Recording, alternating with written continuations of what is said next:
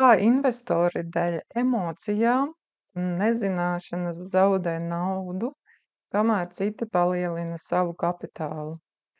Ja tev skatoties uz savām investīcijām pārņem emocijas, un šeit ir vienalga, vai tā ir eiforija vai bailes, tas nozīmē tikai vienu, ka tu esi investējis pārāk lielu summu, kuru nevari atļauties, tev nav diversifikācijas un tev nav stratēģijas. Tas ir apbrīnojami, kā ir nozambētas masas attiecībā uz akciju tirgiem, lai uz baiļu vai eiforijas emocijām darītu tādas darbības, kas nes zaudējumus. Un ja tu sapratīsi, kā tiek manipulētas tavas emocijas, tad būs daudz vienkāršāk akciju tirgū būt ar regulāriem ienākumiem, nevis manipulētiem zaudējumiem.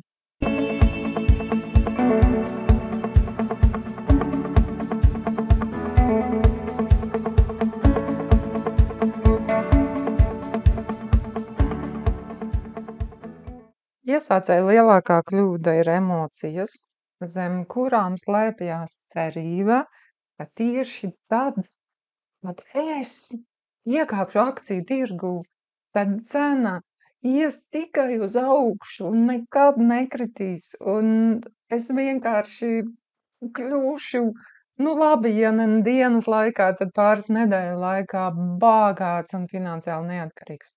Ja tu klausies no malas, tad tu saproti, cik naivi tas ir. Un tam nav nekāda sakara ar saprātīgu iekāpšanu akciju tirgo. Tas ir tāpatās kā ar Lamborghini bez tiesībām uzbraukt uz maģistrāles, un tas, ko mēs varam reāli sagaidīt, ir vienkārši šī dārgā mašīna tiks sadragāta. Tāpatās kā tavi līdzekļi, ja nebūs apgūtas zināšanas un spēles noteikumi. Un mēs redzam, ar cik naiviem nosacījumiem cilvēki bez zināšanām kāp iekšā akciju tirgos. Jā, piemēram, pateikt, mans tēvs audzēja dārzeņus, tāpēc es tagad pirkšu visas akcijas, kurām ir augu nosaukumi vai zaļā krāsa. Un tie man noteikti nesīs labklājību. Nu, nebūs tā cilvēki. Jāiemācās spēles noteikumi. Un tad, kad mēs to iemācamies, tad mēs redzam, ka kursu kāpums nenozīmē peļņu, kamēr tu to neesi realizējis. Un tāpatās arī kursu kritums nav zaudējums, kamēr tu neesi pārdevis akcijas. Ar nosacījumu, ka nav izvēlētas akcijas, kurām ir jau no paša sākuma tikai viens virziens, proti, kamēr tā aizies pa nullēm. Vēl latviskajā runājošā vidē esmu dzirdējusi šo te teicienu, es gribu atbalstīt savējos. Investoru mērķis nav kādu atbalstīt, kuram tāpat nav izredzes tirgū. Investoru mērķis ir pelnīt. Punkts. Un tas ar Baltijas tirgu tāpatās ir ļoti lielas lamatas. Mēs redzam, ka pastāv tendence no konsultantiem teikt, nu, tur investējiet Madarā vai Viršos vai, nezinu, Dievs zina vēl kur viņu. Bet pašu banku fondi ir veiksmīgi tie, kur tiek atdarināts, piemēram, MSCI World portfelis, vai kur 70% ir Amerika. Jā, ka esot Baltijā vai Latvijā, ir vairāk roka uz pulsa un var labāk sajust, kas notiekās. Nu, beidziet sev mānīt, kurš jums teiks, kas patiesībā notiekās. Ja peldam, tad peldam uzreiz lielajā okeānā. Mans ieteikums - pirms likt naudu tirgū, iemācies spēles noteikumus un ar spēļu naudu pierādi pats sev, ka spēju uztaisīt vismaz 1 līdz 2% mēnesī. Un tad var domāt par to, kādu brokeri izvēlēties un ar cik lielām summām startēt. Šajā mācību procesā būtu ļoti ieteicams iziet cauri vienu pirmo lielāko kursu svārstību, jo pirmajā ciklā, kaut arī mums, piemēram, ir labas zināšanas, Mēs esam tik ļoti ieprogrammēti uz to, ka gaida tikai, ka kurs kāps augšā, ka pirmais cikls, kad kurs sāk iet lejā, mūs tiešām emocionāli paņem līdzi. Un tad mums ir vajadzīgs fokus, pacietība, izturība, stratēģija, diversifikācija un, protams, skaidra galva, fokus, kas ir tiešā veidā saistīts ar smadzeņu veselību. Un tad jau otrais, trešais cikls liekas absolūti vienkārši. Jo mēs esam sapratuši, ka akciju tirgus ir ciklisks.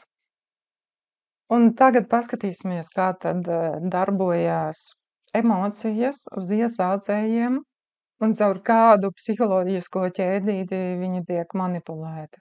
Svarīgi saprast, kā ar mums manipulē, lai pēc tam mēs varētu darīt tieši otrādāk.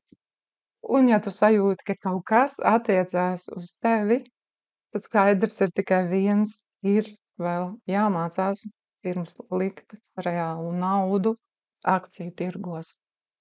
Par piemēru es paņēmu bitkoinu, runājot par kripto. Kripto bez stratēģijām vispār nav ko darīt, jo kripto svārstības ir ļoti lielas un spekulatīvas. Pat šis ir labs piemērs, lai pilnā mērā parādītu to, kādām emocijām cauri iet cilvēki bez zināšanām. Tātad pirmais, ja paveicās, protams, atkarībā no tā, kurā punktā tu esi iekāpis, tu vienkārši izdzīvo šo emociju paleti.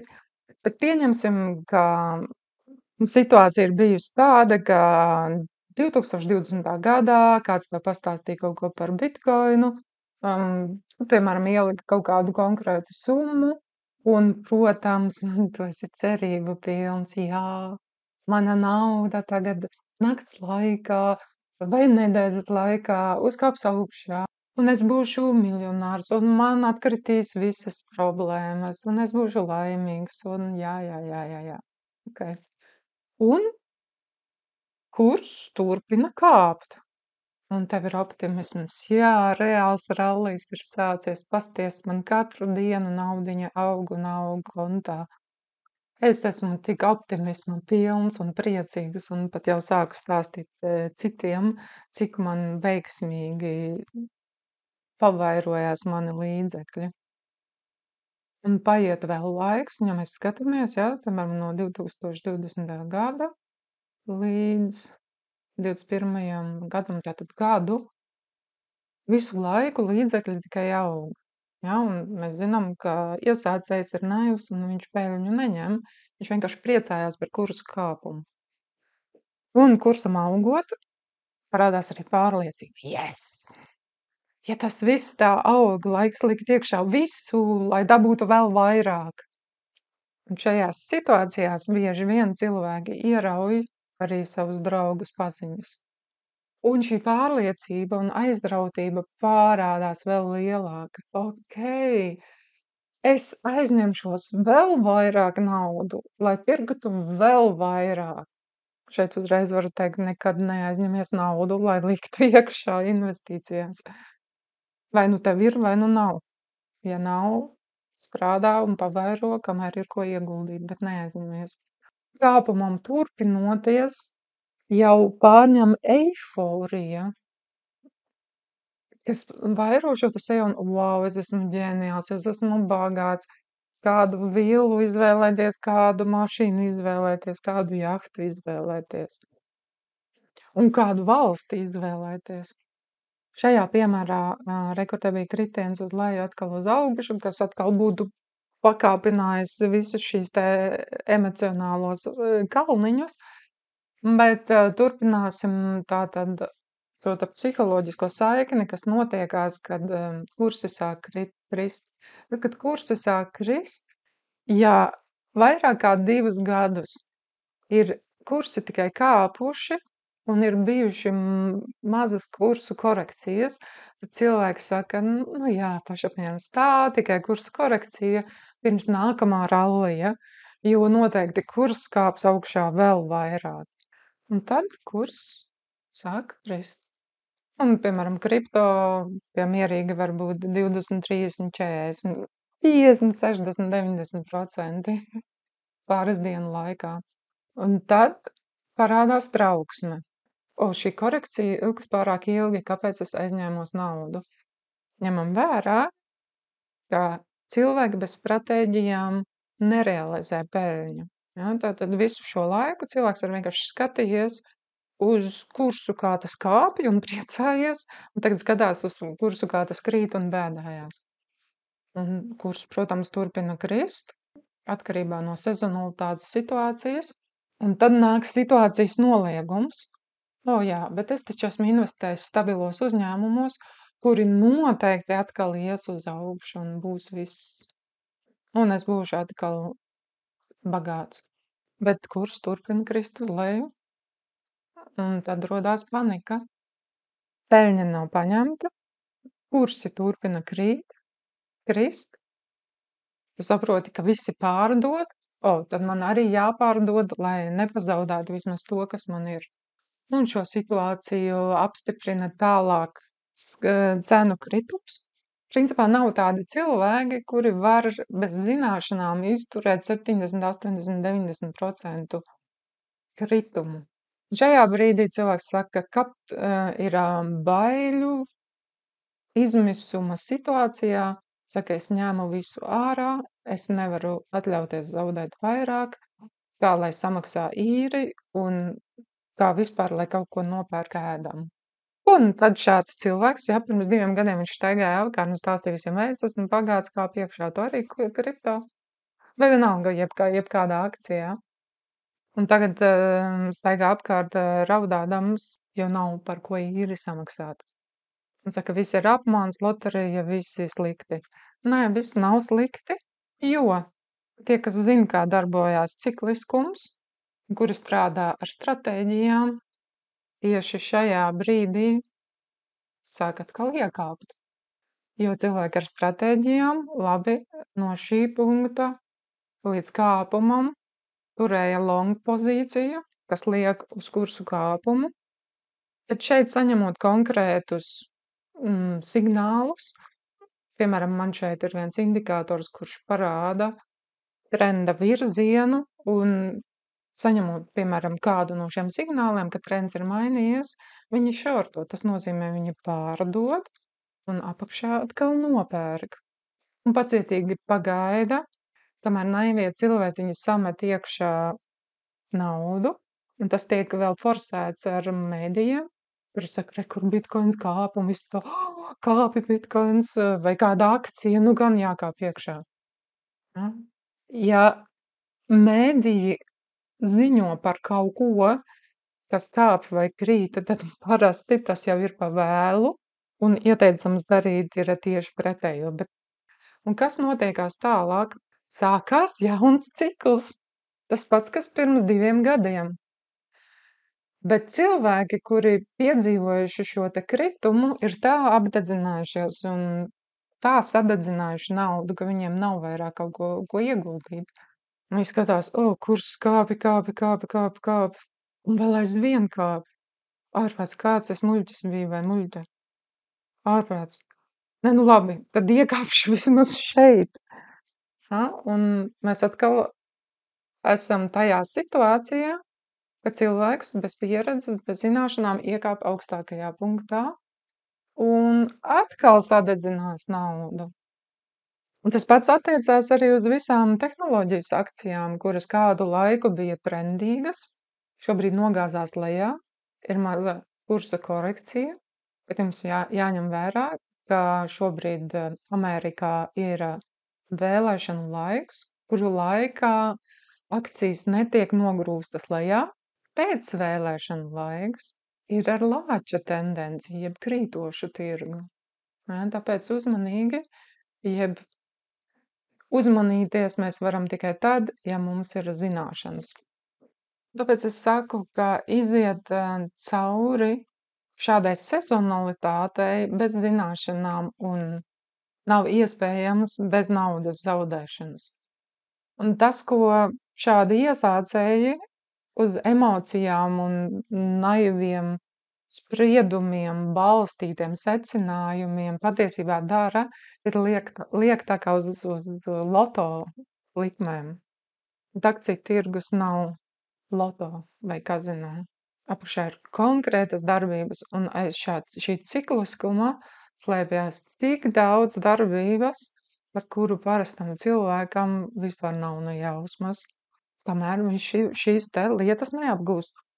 Saprast, kā tiek manipulētas mūsu emocijas, saprast, ka mēdīji un finanšu konsultanti nedod mums tādu informāciju, kas atdod pašatbildību mūsu pašu rokās, lai mēs pelnītu, apgūt stratēģijas un turēt skaidru galvu, jeb rūpēties par smadzeņu veselību, ir izšķirošais veiksmes faktors akciju tirgos, kriptotirgos, pilnībā visur, kas ir saistīts ar investīcijām.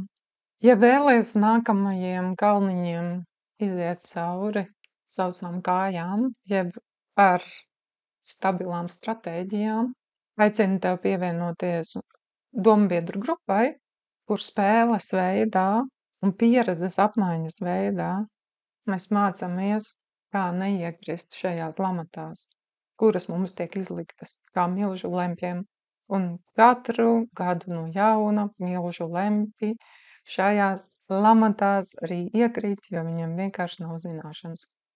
Un vēl svarīgāk ir tas, ka tad, kad mēs sākam par kādu tēmu interesēties, mums ir vajadzīga domu biedru apmaiņa, kas ir vērtīgākā lieta jebkurā jaunā ceļā.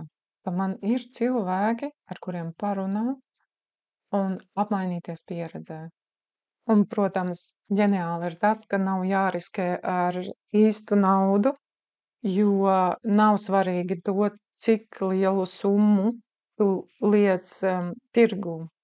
Kāda jēga likt tirgu 10, 50 vai 100 tūkstošus, ja tev nav stratēģijas. Tāpēc, ja vēlies pievienoties domu biedru grupai, tad raksti man uz kapitālakods@gmail.com. Es tev nosūtīšu informāciju, un mēs tad jau varam tikties pavisam citā kvalitātē.